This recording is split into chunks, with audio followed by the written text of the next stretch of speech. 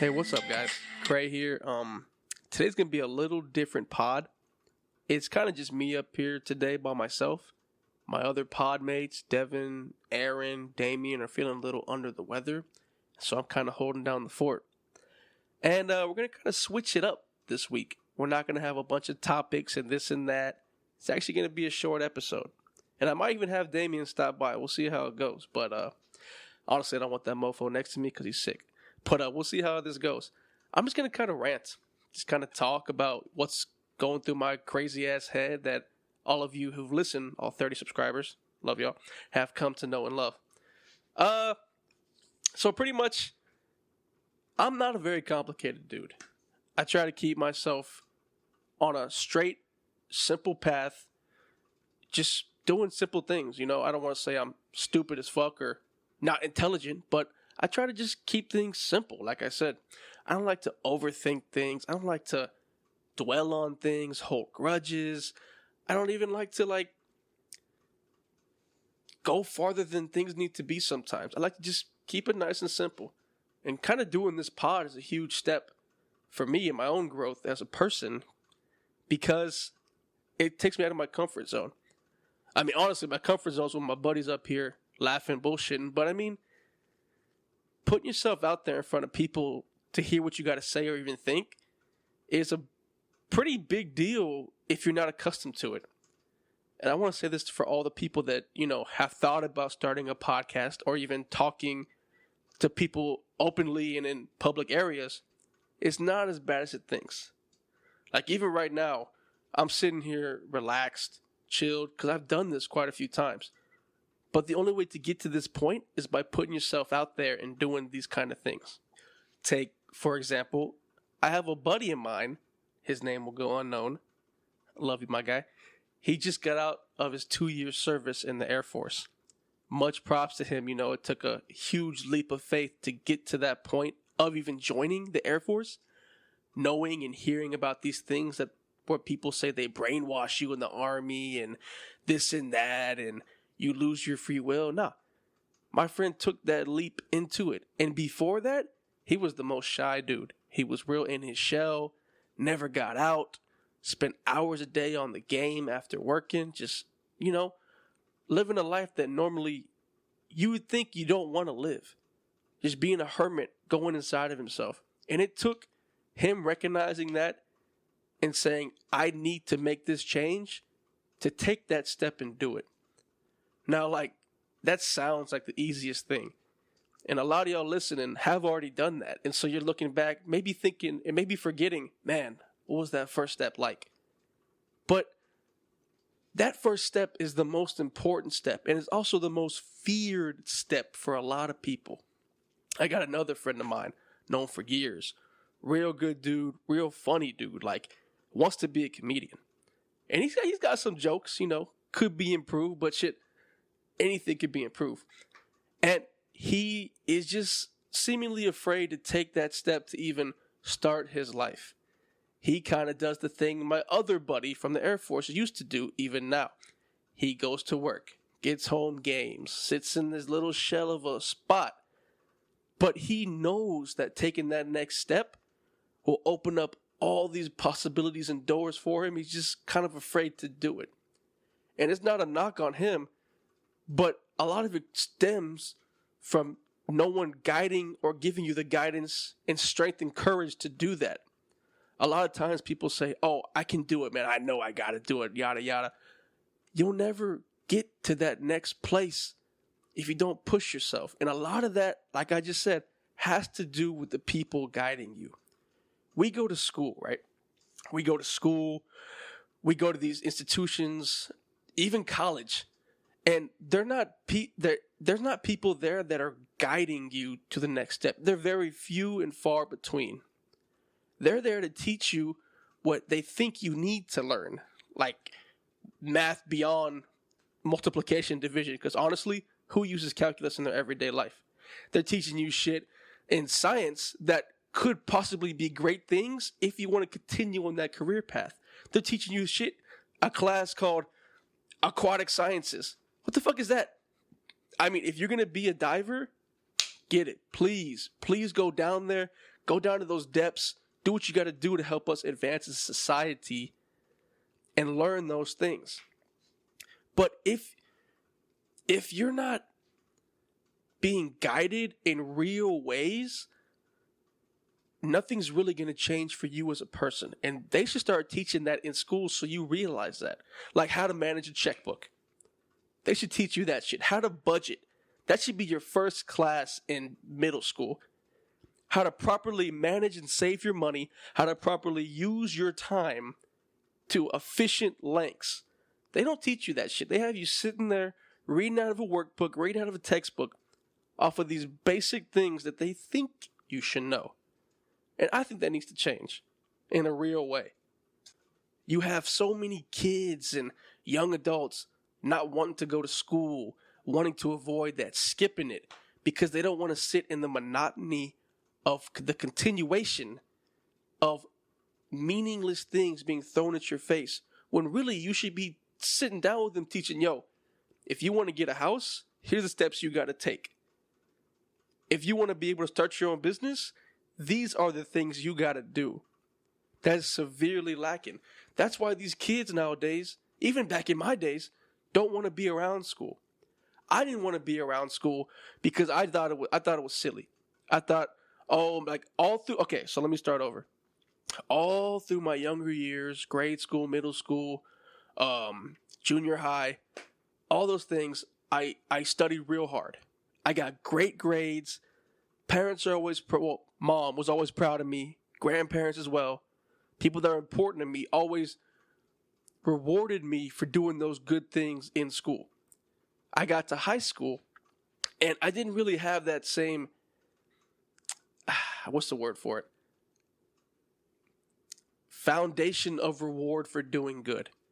You know, I love my mom, but she worked 2 different jobs, sometimes 3. You know, I'm not saying I barely ever saw her, but it was just her and then me looking over my brother. And when I went to school, I didn't feel like I was learning anything there. I felt like I was wasting my time trying to find my way. I didn't have a pops. I didn't have someone to kind of guide me down a good path. My grandparents did all they could to help, and I fucking really appreciate that. But there was nothing in the school that drew me to stay there. You know what I mean? It's like I was saying, those little points to help you in your future. Because I swear to God, if I knew how to get a house when I got out of high school, I would have had a house, maybe 2 or 3. Flipping them, selling them, renting them out. I could have been balancing checkbooks. I could have been budgeting properly. And I don't want to blame that on this because the school didn't teach me, this and that.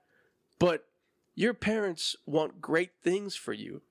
But sometimes their mindset is not always thinking what's best for you. They're thinking, oh my God, I love my kid. Oh my God, I want them to be healthy, alive. But sometimes, they're not quite at the point where they want to, they're not even thinking in their own mind, oh my God, he needs to know this. And I applaud the ones that do think those things. I applaud the ones that think ahead for their kids. That's the greatest thing in the world, I think. And that's what I'm going to do for my son. And I just want, people to understand that proper guidance is everything. And without that proper guidance, back to my very beginning point, you'll never take that first leap, that first step. I know I just kind of ranted right there, went off on a tangent, but that's what we're here to do today. Here to be calm Crai. Not wild Crai, calm Crai today. Cool, collected Crai. But I used to meditate on the daily before I met my wife. I'd wake up, hop in the shower, let the water run, and I'd slowly clear my mind at the beginning of every single day, sit there for 15 minutes, and try not to think of anything at all. Some people think when you meditate, you kind of sit there with your own thoughts. The true key to meditating and freeing your mind to start off that day is whenever you're sitting there with your eyes closed, think of nothing. Now that sounds wild, okay? Oh my God, how do you think of nothing? I'll tell you the secret. What you do is you sit there And anytime a thought crosses your mind of anything, oh, what am I going to do today? Or what am I going to eat? Or, oh my God, did I say the right thing yesterday? I want you to sit there and imagine a little you inside of your brain looking at your thoughts. Maybe that doesn't make sense. What I mean is, say you're in a classroom and you're in the back of the room and you hear two people in the front talking across to the desk at each other. Imagine that's how you're looking at your thoughts. Now, I want you to try it before you say I'm a psycho, because I am a psycho and I am crazy. Try it though. I promise you, you'll see your thought coming and then push it away. That is how you meditate. Clear your mind. Maybe some of y'all say, what about the little guy in your head? Okay, the little guy can stay. That little guy is you in your head. Pushing away those thoughts until you have nothing in your mind and you sit there. You need to feel, like for me, you need to feel that water hitting your skin. You need to feel every little part of your fingers moving, your toes moving. Just feel that. Feel the heat rising from the bath. That's why I like to do it in there, because you feel things you normally take for granted, you don't think about. And I think meditating, something I really need to get back to, is huge every day. Huge, huge, huge. Like Trump says, huge. It's very, very important. Because what it does, it resets you. A lot of times you go to bed angry. You go to the bed sad. You go to the bed thinking with regret, oh, what did I do this? What should I have said here? That shit's not healthy for y'all. That's just not healthy for anyone.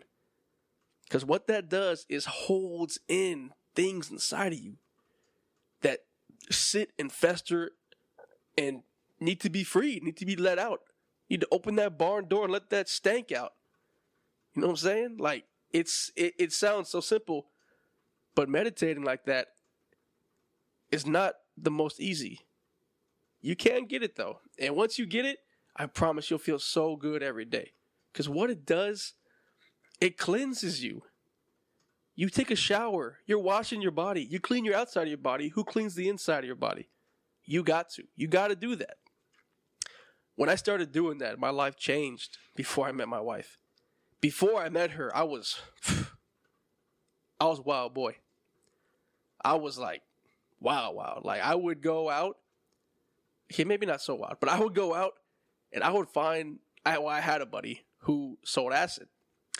I'd be popping that shit, I'd be popping that every other day. Just to feel those crazy emotions you get that you can feel naturally by yourself. I go find X. I go smoke weed every damn day. I tried to find external things to put inside me so I can get those emotions and feelings. But you got them inside you. You're repressing them deep inside you. And it's not your fault. It could be from your experiences. It could be from you not wanting to let anyone in or see the real you. It could just be from you not ever feeling those before in your life. But you got them inside you and you can bring them out if your mind is clear and you can experience every day with that clear mind. I'm sitting here talking about it and I've strayed away from meditating, but I need it. I need it. I'm sitting here now thinking maybe I should just pause this and go meditate. I just meditated. Yeah. You need this, guys. I'm telling you. And it'll just change your whole life. I'm not a guy who listens a lot to what people have to say and believe it outright. I got to experience it. That's how a lot of people are. That's how I think everyone should be. You got to experience it. You got to know what you're dealing with. You got to know what you're talking about. You got to know the feelings that other people say you should feel. You know what I mean? That's kind of why I hate politics so much as well. And I hate to bring it here, but like, it's the same. Republicans say you should think or feel this way when you have no idea unless you have felt or thought those ways. Democrats are the same damn way. Both sides will push and hit each other below the belt because they think and feel that you can't see that other side. when in actuality, the majority of the world has seen both sides. I was listening to a podcast the other day, and they said this really, really, really smart topic on it. They said, politics are like wearing clothes. I think it was actually on Joe Rogan. Shout out Joe Rogan. I love that motherfucker. Train by day, Joe Rogan by night, all day. They said politics are like clothes. Those thoughts you have, that love for the Republican side or the Democrat side, those ideals are just what you're wearing for that day. If your ideals can never change, that's the same as wearing clothes, you'll never change. And do you want to be dirty and stanky all your life? No. You need to change clothes. You need to see both sides. You need to swim on that side of the river. You need to frolic on that side of the grass. Makes no sense? I know. I just made those metaphors up, but you got to do it. You got to run in those mountains, bro, to know how you want to feel. And I'm sitting here, ranting and raving about it, but that's just kind of how I feel about it. I mean, I'm really in the middle when it comes to a lot of these politics shit. Like when it came to when we were talking about our Trump stuff, everything, and the whole voting thing, I know it probably turned some of y'all off. And y'all probably thought I'm, libtard Crai and Damian's Damon Trump. But no, we really sit in the middle. We really sit right in the middle. And that's just how it is in most things in life too. People live in this gray area of life. Nothing is black and white. No one's all of one way or all of the other. Because when you are, that's when we start getting these bigoted people, these racist people, these unseen people that can only have things one way or the other, these Karens in the world. People that have to have one thing a certain way with no compromise. That can't be how we live as people. That cannot be how we live as a fucking country. It's terrible. I hate it more than anything when someone's so rigid in their stance. When someone's so rigid in their ideals that they can't see one way or the other. Just theirs. And that's the it. End of story. I can't take it, man. It drives me insane. How can you expect progress to be made when you're halting that progress? Discussion is what we need. People passing back and forth ideas, thoughts, arguments. Arguments are a good thing. People avoid them. No. That's how we make things better. That's how we make this damn country. This country started on an argument. The people in Britain were tired of the king's rule. The king gave them a chance to come out here, do what you got to do, live however you want to live, make some money to send back to him. And they were like, nah, fam. We out here now. We making this money for ourselves, you see?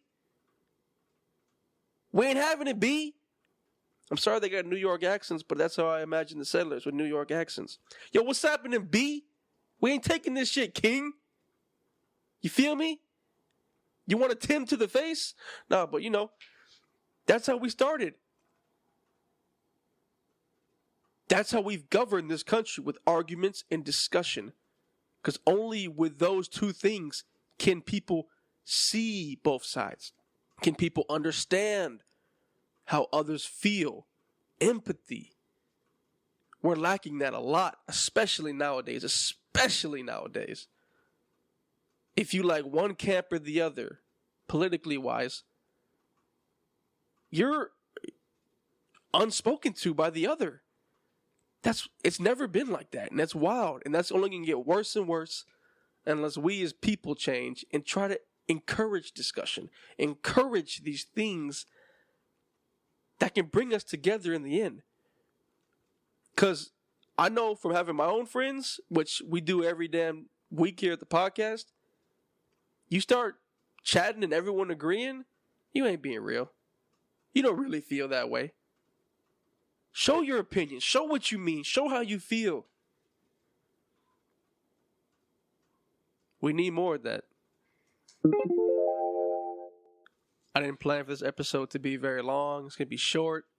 I want to really talk about one of the things that I really love and that I think people don't really see too much because there's a bad stigma behind it. But I love this medium of entertainment.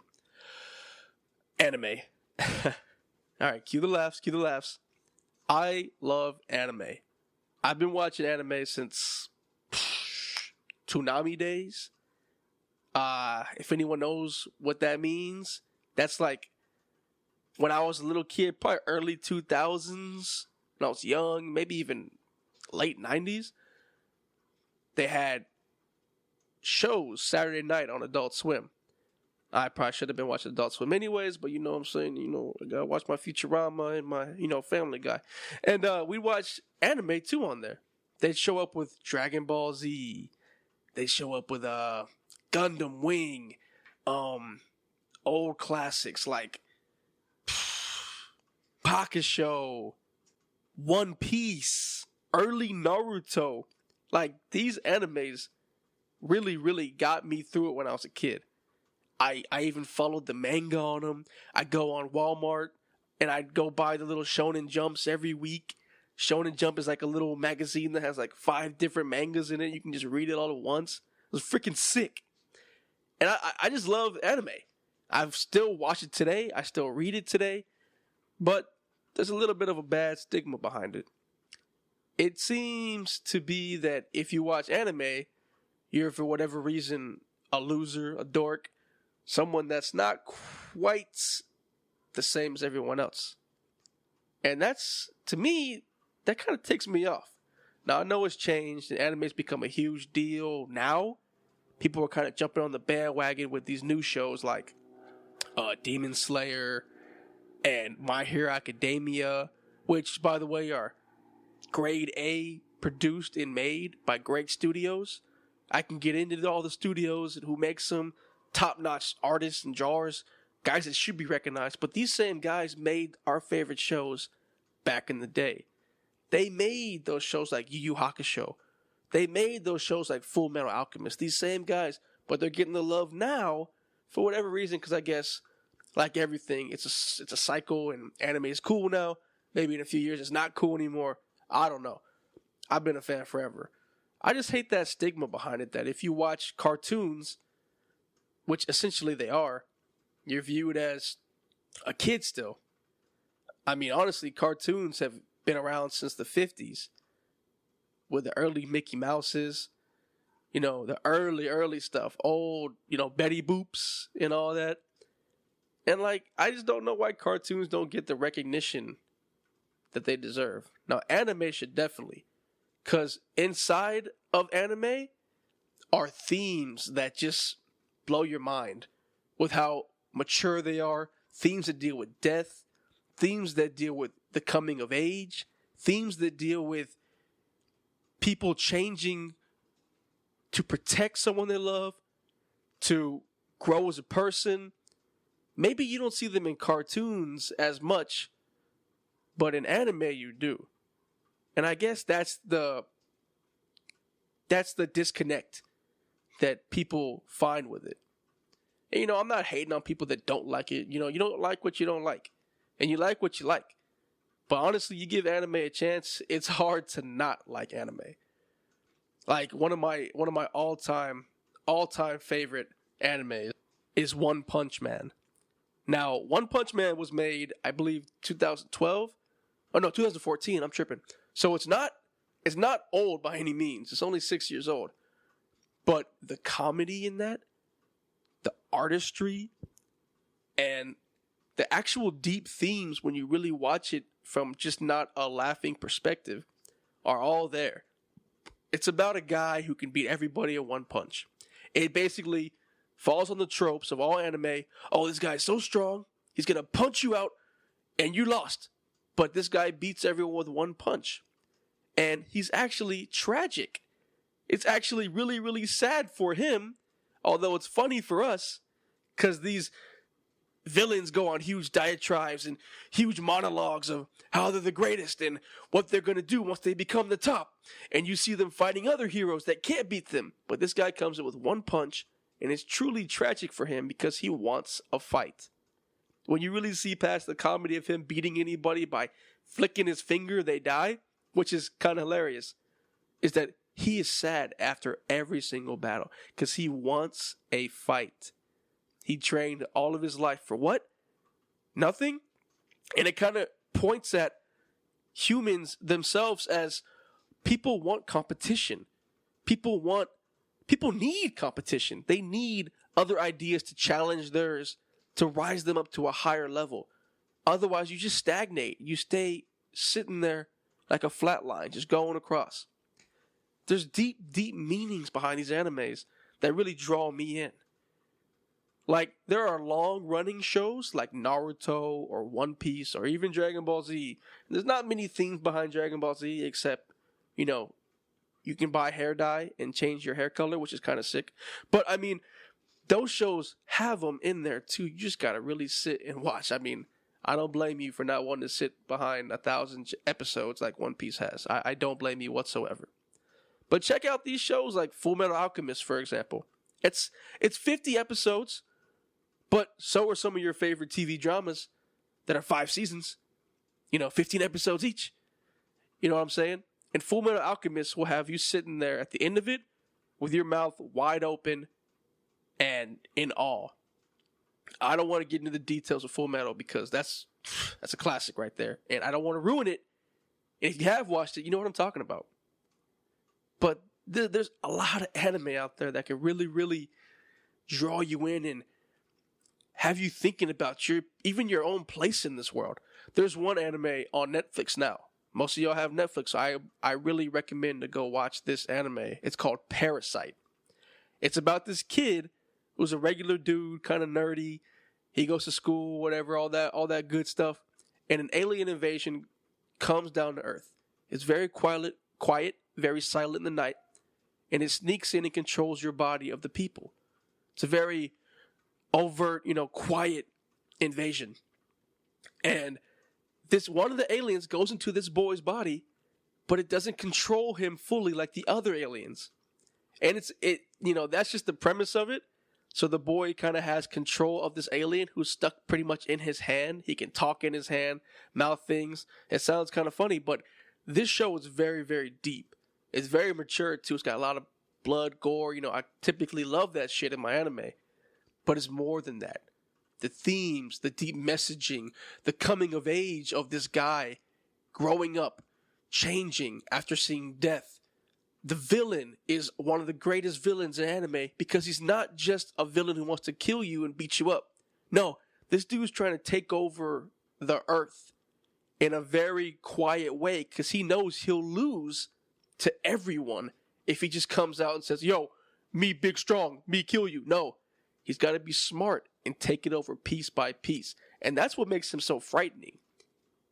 Because there are people in this world that could do that same thing. And that's kind of why I relate to all of these shows. All of these animes that got me through the years. All of these things that show me a different way of looking at things. And yes, it's in a cartoon version. But quite frankly, that's my personal favorite way to watch these things. To watch these ways of life play out. And I really implore y'all to do it too.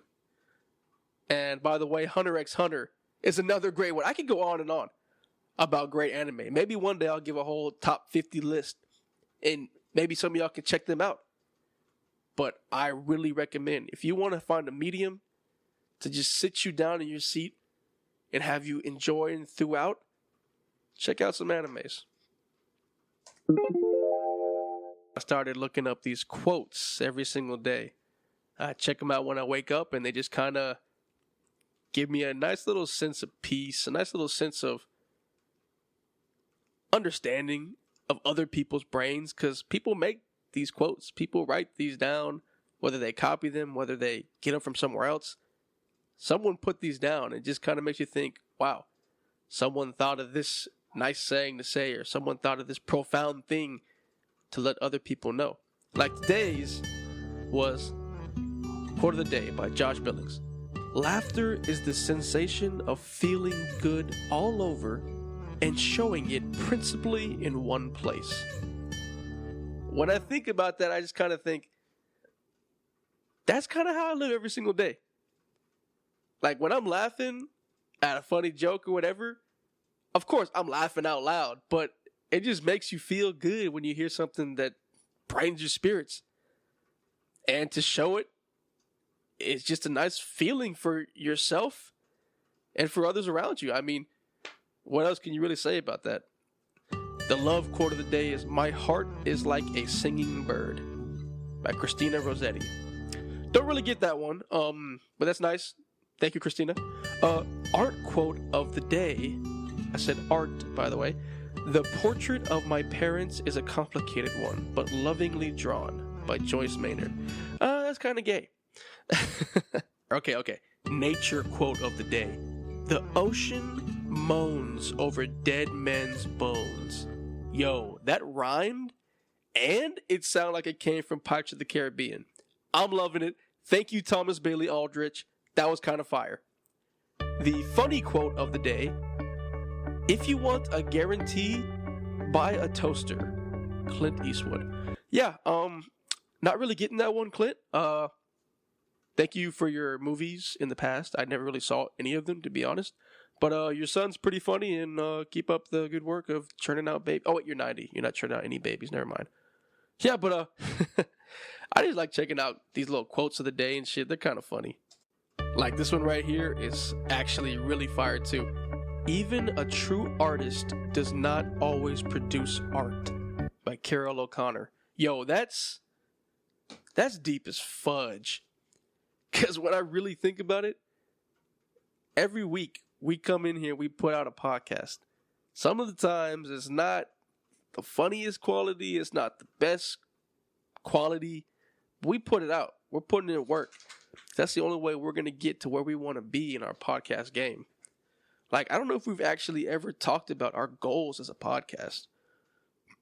But we just want to be able to come in here, sit down, and pretty much get out what we can get out.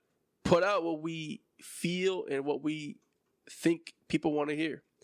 Now, it's tough sometimes because all we can really do is put out our opinions. And it's tough to put out constant quality shit. Like, we're still new at this, but we really want to be a pod that people can come to, laugh at mainly. We want to be a pod you can come to, sit, relax, laugh, play on your TV while you're just doing stuff around the house, get a few chuckles here and there. We did our job. We might not become the biggest, but our aspirations are to become the best. We might not ever get to that spot, but we're sure as hell going to put out work and keep doing it until we can't. The only reason my other guys aren't here is because we're dealing with this whole mess the whole country's dealing with. And I'm going to keep this ship right because I know my guys will do the same thing. We're not giving up at this, ever. We enjoy this. We want to see ourselves on the top. We want to be up there with the Joe Buddens and the Joe Rogans and, goddamn, there's a lot of Joes. And the Flagrant 2s and the King and the Stings and those guys. We want to be up there, but that's not necessarily the first thing. We just want to get out here and have fun. Have a good time. Having a good time and having fun will never stop our aspirations, but I'll tell you what, it's going to make the journey a whole lot easier if we're chilling. And that's what we're going to keep doing. Thanks, guys, for rocking with me on this little 30-minute quick little mini pod. You know, me and the gangers just thinking of other ways to get our voices out there. We got a Instagram page I got up. It's Insult to Injury Pod. You can go check us out there. We got a bunch of clips up there. We might do some more little videos like this in the future if y'all like them. Keep them short. I know sometimes an hour and 30 is kind of daunting, but yo, we're actually talking for more than that. I have to edit the hell out of them. But hey, come check us out, guys, from the Insult to Injury Pod. Make sure you insult those comment sections and injure that like button. I'm Crai. I'm out. Yeah. Here comes the gold. Shout out to his family. Yo, como culo. FBU boys.